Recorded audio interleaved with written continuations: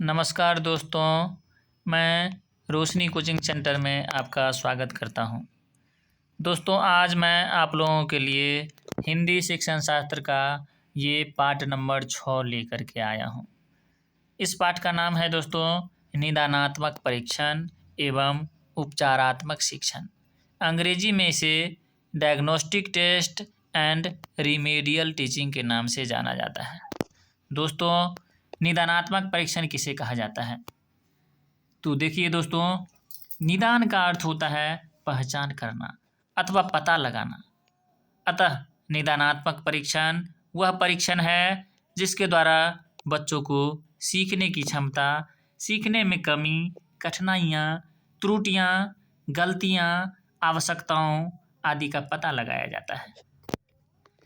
सामान्य अर्थ में यह कह सकते हैं कि यदि बच्चा किसी पाठ को सीखने में गलतियां कर रहा है तथा कठिनाई महसूस कर रहा है तो उसका कारण पता लगाना ही निदानात्मक परीक्षण कहलाता है। यानी बच्चा किस क्षेत्र में त्रुटि कर रहा है या बच्चा को सीखने में कहाँ त्रुटियां आ रही है, कहाँ कठिनाई महसूस हो रही है, यह पता लगाना ही निदानात्मक परीक्षण कहलाता है। तो दोस्तों, अब जो है निदानात्मक परीक्षण की क्या क्या आवश्यकताएं हैं, देखिए।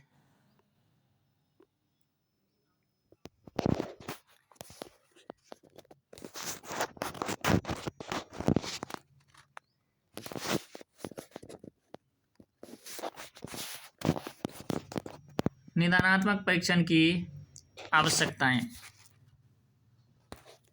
निदानात्मक परीक्षण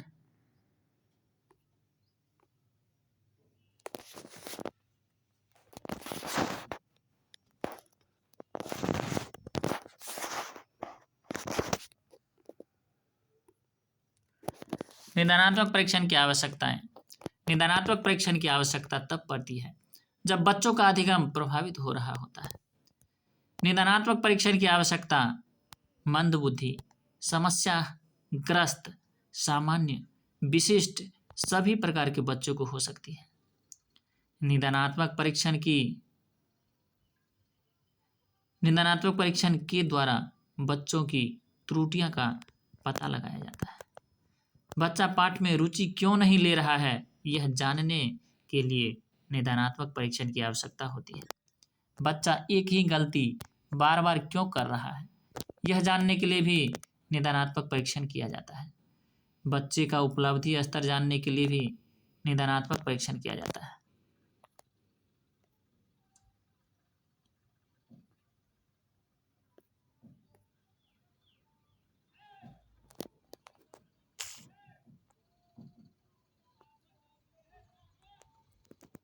अब है दोस्तों अगला नंबर पॉइंट, उपचारात्मक शिक्षण। देखिए, उपचारात्मक शिक्षण को अंग्रेजी में रिमेडियल टीचिंग कहते हैं। उपचार का अर्थ होता है ठीक करना या सुधार करना, अर्थात बच्चों की कमियों, त्रुटियां को सुधारने के लिए जो शिक्षण किया जाता है उपचारात्मक शिक्षण कहलाता है। दूसरे शब्दों में, निदानात्मक परीक्षण के द्वारा बच्चों की जिन कमियों, त्रुटियों, कठिनाइयों आदि का पता लगाया जाता है, उपचारात्मक शिक्षण के द्वारा उन्हें सुधारा जाता है। यानी उपचार करना मतलब जो कमी रह गई है बच्चों के अंदर या जो रिक्ति रह गई है उसे दूर किया जाता है, यानी ठीक किया जाता है। और निदान मतलब जहाँ कमी या जो रिक्ति या जो गलतियाँ कर रहा है बच्चा या त्रुटि कर रहा है उसको पता करते हैं। निदानात्मक परीक्षण पता करना और ठीक करना उपचारात्मक शिक्षण है। अब दोस्तों, आप लोगों के लिए वेरी वेरी इंपॉर्टेंट पॉइंट जो हर एग्ज़ाम में आपको हिंदी शिक्षण शास्त्र में देखने को मिल सकता है। हर सीटेट हो, बीटेट हो, एस्टेट हो या जो भी एग्ज़ाम हो टीचर वाला, हर एग्ज़ाम में यहाँ से क्वेश्चन देखने को मिलता है। तो देखिए, पहला अति महत्वपूर्ण पॉइंट, प्राथमिक स्तर पर शिक्षा का माध्यम मातृभाषा होना चाहिए। दूसरा नंबर पॉइंट है दोस्तों, बच्चे स्कूल आने से पूर्व ही भाषाई पूंजी से लैस होते हैं। यानी बच्चों के अंदर स्कूल आने से पूर्व ही मातृभाषा का ज्ञान हो गया रहता है, यानी वो भाषा की पूंजी से लैस यानी परिपूर्ण होते हैं। तीसरा नंबर पॉइंट है, यदि कोई बच्चा बचपन से ही मराठी बोल लेता है और वह कभी स्कूल नहीं गया है तो यह भाषा अर्जन का उदाहरण है। चौथा पॉइंट है दोस्तों, मानक भाषा या द्वितीय भाषा सीखने में मातृभाषा का व्याघात होता है। छठा नंबर पॉइंट है, प्राथमिक स्तर पर बच्चों की घर की भाषा को कक्षा में स्थान देना चाहिए। अगला नंबर पॉइंट है दोस्तों,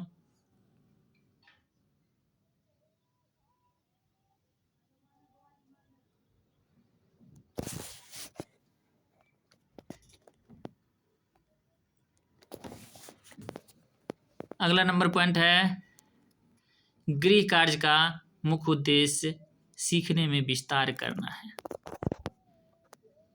इससे आगे देखिए दोस्तों, समाज, संस्कृति, परिवेश में अर्थ ग्रहण करने की प्रक्रिया स्वाभाविक होती है।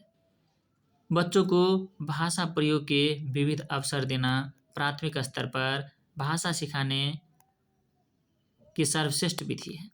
भाषा अर्जित करने में सर्वाधिक महत्व समाज का होता है। पाठ्यपुस्तक की भाषा बच्चों को समुदाय व घर की भाषा से मिलती जुलती होनी चाहिए। भाषा अर्जन और भाषा अधिगम में मुख्य अंतर सीखने सिखाने की पद्धति का है। भाषा अर्जन सहज व स्वाभाविक होता है, भाषा अधिगम प्रयासपूर्ण होता है। बच्चे विद्यालय आने से पूर्व अपनी भाषा की नियमबद्ध व्यवस्था की व्यवहारिक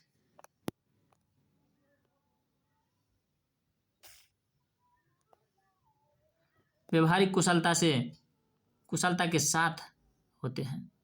प्राथमिक स्तर पर बच्चे किस्से कहानी अधिक पसंद करते हैं। पठन पाठन के अंत में ऐसे अभ्यास एवं गतिविधियां हो जो बच्चों को स्वयं कुछ करने और सीखने का अवसर प्रदान करें। लिखना एक प्रकार का संप्रेषण यानी बातचीत है। कक्षा 1-2 में पढ़ने का प्रारंभ अर्थ से होना चाहिए और किसी उद्देश्य के लिए होना चाहिए। भाषा शिक्षण की प्रक्रिया अन्य विषयों की कक्षाओं में भी संभव है। सस्वर पठन का मुख्य उद्देश्य बच्चों की पढ़ने संबंधी झिझक को समाप्त करना है। भाषा शिक्षण की अनुवाद विधि में मातृभाषा मध्यस्थ का कार्य करती है। भाषा शिक्षण की विधियां मुख्यतः बच्चों की आयु, स्तर और प्रकरण पर निर्भर करनी चाहिए।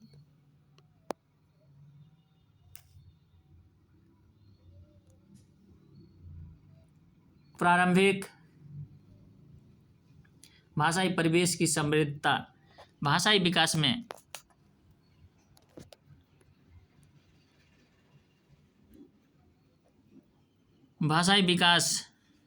में सहायक होती है। भाषा जीवन की विभिन्न स्थितियों को साधती है। विभिन्न संदर्भों में बातचीत करना मौखिक भाषा का सतत आकलन करने का सबसे बेहतर तरीका है। भाषा का प्रयोग जीवन के विभिन्न संदर्भों में होना चाहिए। भाषा स्वयं में एक नियमबद्ध व्यवस्था है। भाषा एक व्यवहारिक विषय है। यदि कोई छात्र कभी कभी वाक्यों, शब्दों की पुनरावृत्ति करता है तो इसका अर्थ है कि वह समझ के साथ पढ़ने की कोशिश कर रहा है। भाषा की सबसे छोटी इकाई स्वनिम होता है। एक से अधिक भाषा का प्रयोग संज्ञानात्मक विकास में सहायक है। दृष्टिबाधित बच्चों को भाषा सिखाते समय अधिक से अधिक मौखिक भाषा का प्रयोग करना चाहिए।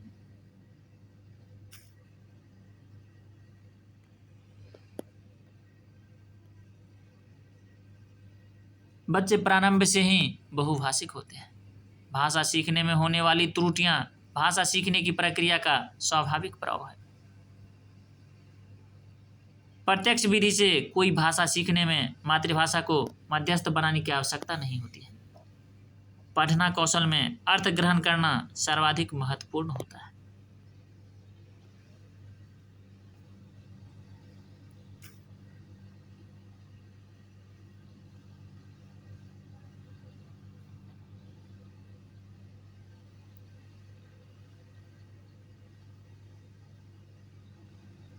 दोस्तों अगला टॉपिक है उपलब्धि का मूल्यांकन एवं प्रश्नों का निर्माण। Evaluation of achievement and formation of question. उपलब्धि का मूल्यांकन विद्यालय आधारित मूल्यांकन का ही एक रूप है। इसमें मूल्यांकन के द्वारा यह पता लगाया जाता है कि बच्चे के उपलब्धि स्तर में कितना परिवर्तन हुआ है। इसके निर्धारण में अंक, ग्रेड, फीडबैक आदि पद्धतियों का प्रयोग होता है। रचनात्मक मूल्यांकन। ब्लैक और विलियम के अनुसार रचनात्मक मूल्यांकन प्रायः इससे अधिक कुछ नहीं होता कि मूल्यांकन बारंबार किया जाता है और अध्यापन के तरह उसी समय किया जाता है। रचनात्मक मूल्यांकन का मुख्य कार्य छात्रों को फीडबैक उपलब्ध कराना है। प्रक्रिया। सबसे पहले शिक्षक एक क्षेत्र का निर्धारण करता है जो उसने पढ़ाया है।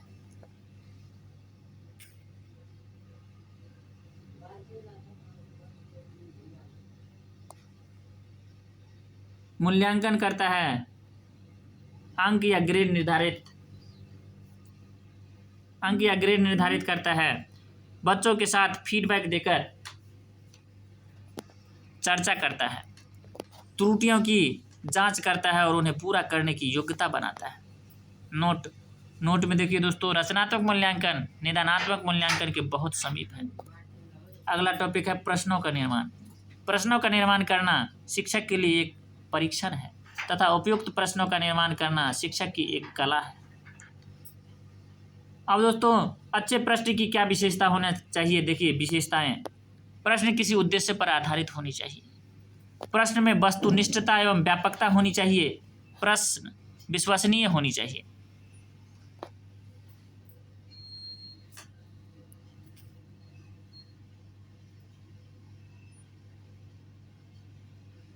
प्रश्न की भाषा बच्चों के समझने योग्य होनी चाहिए।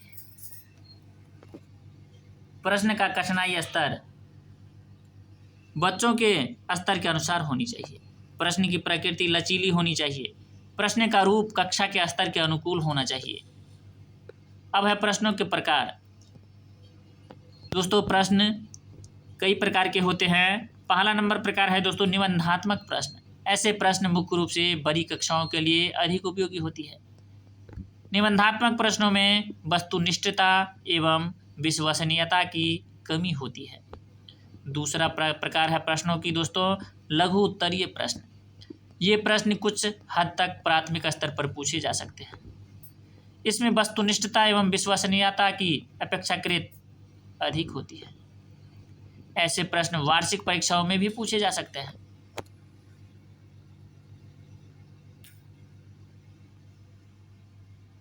और तीसरा प्रकार है दोस्तों अति लघुत्तरीय प्रश्न। अति लघुत्तरीय प्रश्न में